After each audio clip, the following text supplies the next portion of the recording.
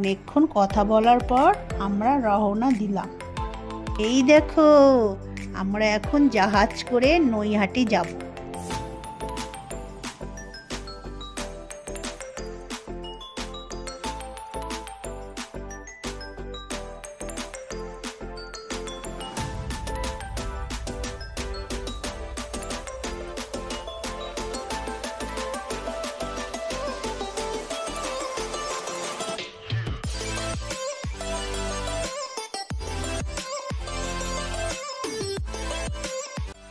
তোমরা কি জানো কেন নৈহাটে যাচ্ছি?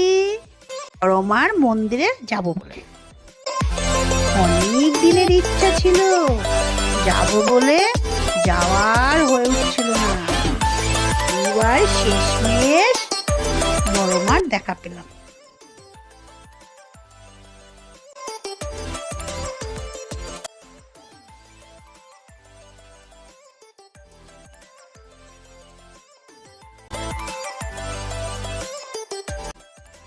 চলো এবার বাড়ি ফেরা যাক।